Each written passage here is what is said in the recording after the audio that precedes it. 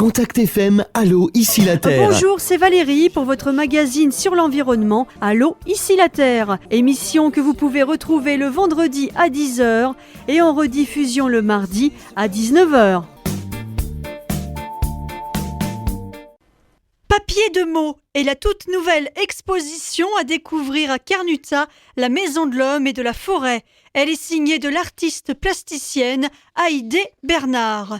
La jeune femme expérimente la transformation des plantes en fibres à papier. Elle réalise avec les celluloses végétales des installations, sculptures diaphanes et livres-objets où le papier devient mode d'expression à part entière. Le papier que je crée est nourri d'ici, de cette terre qui me porte, confie Haïdé Bernard. Alors comment cet artiste originaire de l'Hérault est arrivé jusqu'à Carnuta? Elle nous l'explique pour démarrer cette interview réalisée au cours du vernissage de l'exposition.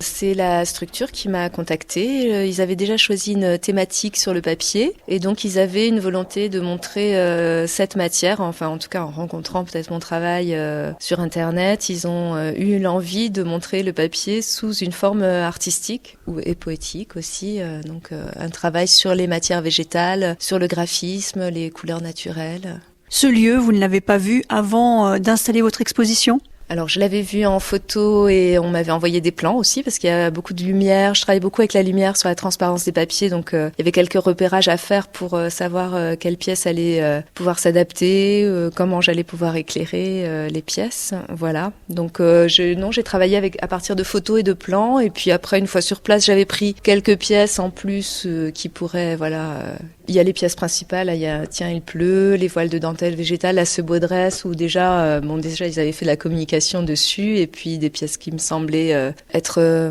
intéressantes et surprenantes à voir ici. Quel est votre parcours artistique ? Alors moi j'ai fait les beaux-arts à la base, donc j'ai toujours eu un côté créatif et puis il a bien fallu vivre, donc j'ai fait différentes choses, beaucoup d'enseignements artistiques et à un moment donné j'ai rencontré donc il y a une quinzaine d'années le papier végétal, c'est-à-dire cette façon qu'on peut avoir de fabriquer son propre papier à partir des plantes. Donc il y a une technique chinoise à la base qui est la technique de fabrication du papier comme elle a été inventée au départ et que j'utilise avec les plantes locales. Et donc cette rencontre, c'était vraiment un déclic pour moi, pour mon travail artistique qui m'a propulsée plus avant dans ce que j'avais envie de raconter, sur la fragilité, sur la légèreté, la transparence, la surface aussi, les sortes de chrysalides qu'on peut avoir comme ça, parce que je fais souvent des choses qui sont proches du vêtement avec le papier. Donc j'aime ce travail-là. Enfin, du coup, ça m'a tellement nourrie que je n'arrête plus, que je travaille qu'avec cette matière et elle m'apporte de plus en plus. Je dirais comme un violoniste qui travaille son violon. Moi, je travaille le papier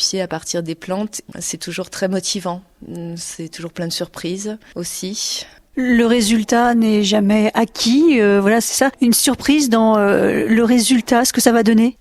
Oui, il y a toujours. Ça c'est le travail de création. Moi j'aime bien travailler. Donc on a des idées et puis après quand on fait, c'est la matière aussi qui parle en fait. Et j'aime ce côté-là. Quand on utilise une matière vivante comme ça, on a des surprises dans l'extraction, dans la façon dont la fibre va se prêter au volume ou pas, ou au mouvement quand on fait un costume en papier par exemple. Donc ces découvertes-là, c'est vrai que des fois ça m'entraîne à différents endroits où j'aurais peut-être pas pensé aller au départ. Ça, j'aime bien, suivre un fil et être un peu comme un équilibriste, à essayer de voir entre l'idée et la matière, qu'est-ce qui va pouvoir avoir le plus de sens, et esthétique et aussi technique, enfin aboutir vraiment la forme et le fond ensemble, j'ai envie de dire. Alors votre travail, c'est de la création de A à Z, hein. Vous allez dans la nature, vous récupérez ces végétaux, cette matière première, et quels sont les différentes étapes pour arriver au résultat là qu'on peut admirer à Carnuta jusqu'au 31 mai? Donc on va cueillir ces plantes, c'est des cueillettes. Pendant ce temps-là, je mets des casseroles à chauffer avec de la lessive de cendre, qui est donc de la lessive de soude, qui est une lessive très puissante, qui permet de nettoyer entièrement les fibres, donc les celluloses, on peut assimiler aux fibres, de toute la pulpe et la peau qui l'entoure.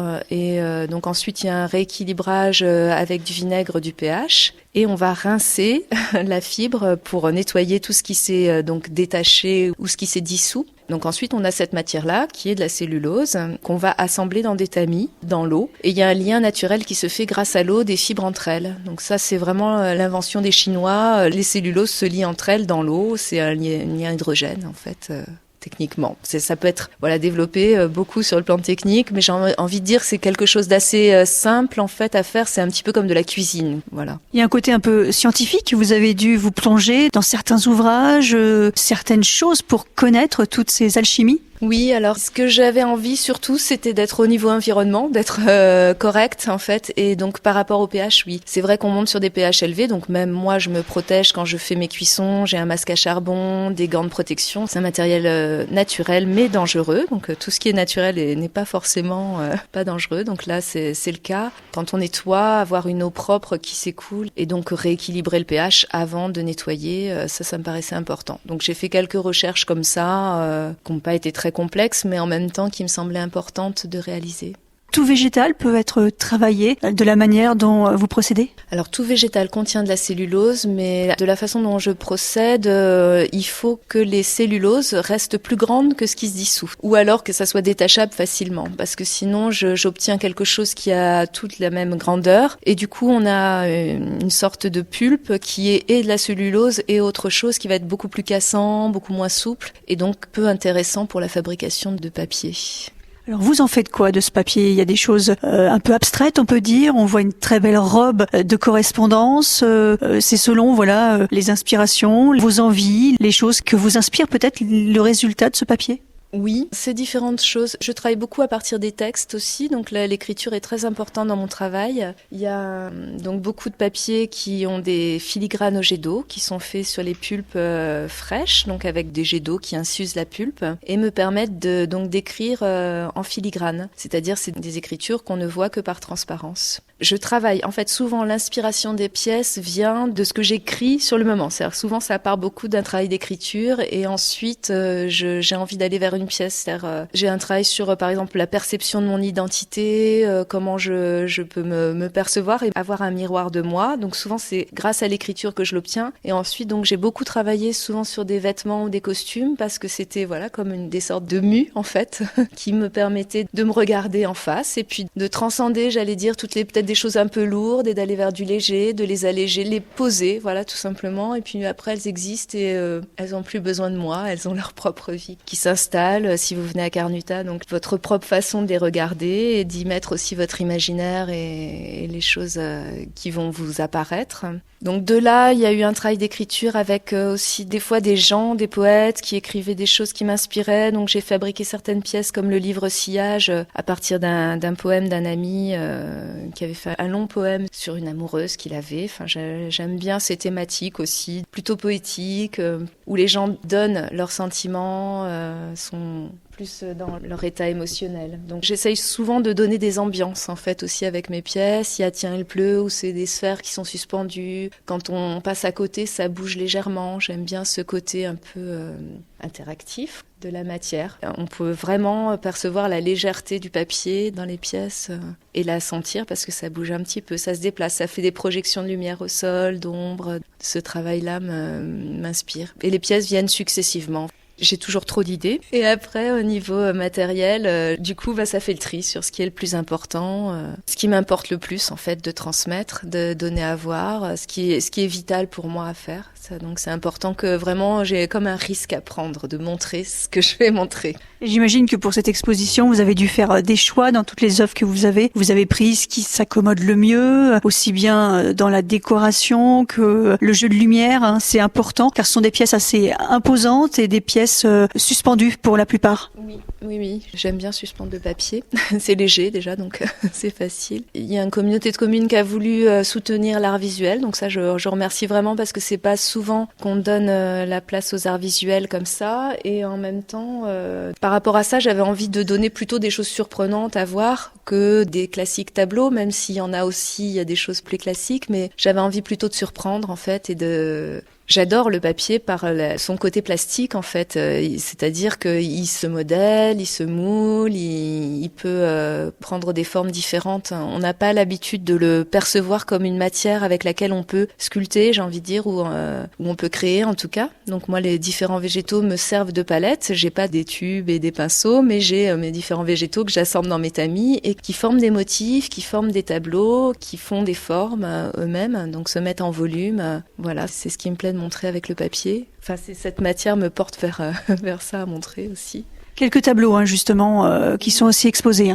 Oui, les tableaux, donc on est plus sur du motif fait avec donc vraiment là on travaille de palette. C'est vrai que sur les robes, je travaille plus la matière et puis la mise en volume. Sur les tableaux, on est plus sur une création graphique en fait avec une feuille de ginkgo biloba associée avec une feuille avoine qui va me faire un fond et en même temps un motif. Il y a des tanins donc qui mettent des couleurs, il y a des teintures végétales aussi que je rajoute sur certaines plantes, donc la garance, l'indigo, la prêle aussi qui va avoir un noir silice qui va ressortir à la cuisson et donc dans la composition aussi me donner des choses plus foncées. Donc c'est vraiment travailler en nuances, en teintes, en texture. Alors on n'a pas parlé du titre de cette exposition, Papier de mots, un très beau titre. Papier de mots, oui, c'était vraiment l'idée que ce sont les textes, les mots qui vont me mettre en mouvement et puis donc m'amener à faire ces cueillettes de végétaux dont je fais mes papiers. Donc vraiment, pour moi, c'était assez simple et ça parle, il me semble bien, de ce que vous pourrez voir ici. Votre exposition est présente jusqu'au 31 mai. Est-ce que dans le cadre de cette exposition, au fil des mois, vous interviendrez sur des ateliers ou, vu la distance de votre vie d'habitation, c'est peut-être pas évident, le public pourra vous revoir à Jupy ou fallait être au vernissage? Alors oui, le vernissage avait lieu ce soir, donc il y avait du monde. D'ailleurs, c'était sympa de rencontrer les gens d'ici. Et non, après je reviens pour décrocher l'exposition le 31 mai. Donc il y aura pas d'autre occasion de me voir. Il y aura des ateliers qui sont proposés à Carnuta sur la thématique du papier, notamment un atelier de papier végétal, mais qui sera fait par une association locale, qui a d'ailleurs aussi un jeu de mots avec les mots, je crois que ça s'appelle Mémo, l'association. Donc voilà, le travail sera quand même présenté aussi, on pourra essayer. Et c'est vrai que c'est bien, parce que c'est bien de le voir, et c'est bien aussi de se prêter à la fabrication du papier. Donc je crois que c'est un atelier adulte en avril. Et sinon, je vous amène à venir sur mon site, aidebernard.com, et aussi l'organisme de formation, la Camigraphie Expressive, qui me permet de donner des formations à ceux qui ont envie d'aller plus loin avec ce papier. Ça peut être l'occasion de descendre au bord de la Méditerranée, me visiter, si vous passez par là un jour. Le végétal, une source d'inspiration sans limite pour vous? Oui, vraiment, ouais. C'est un matériau qui me porte énormément, je dirais. Voilà, oui, c'est un peu la comparaison avec l'instrument de musique. Il y a vraiment quelque chose qui est au niveau vibratoire, qui porte ce que j'ai envie de raconter. Je pense que c'est vraiment un matériau important. Déjà, c'est un matériau important en soi, parce que c'est le matériel qui porte la pensée humaine. C'est un matériel très abordable aussi, très simple, je dirais, dans le sens où on peut en faire partout. C'est pas quelque chose comme l'or de très précieux. Il y en a, tout un chacun a du végétal autour de soi. Et donc, ça démocratise aussi pour moi la pensée, la vécu, la transmission des informations. Donc c'est vraiment pour moi quelque chose qui me parle à plein de niveaux. Voilà, j'aime bien aussi que ça a été fait depuis longtemps, réutiliser les vieilles recettes, redécouvrir comment on fixe les tanins, comment on va utiliser tel ou tel végétal. C'est vraiment très inspirant. C'était l'artiste plasticienne Haïdé Bernard qui présente jusqu'au 31 mai l'exposition Papier de mots à Carnuta.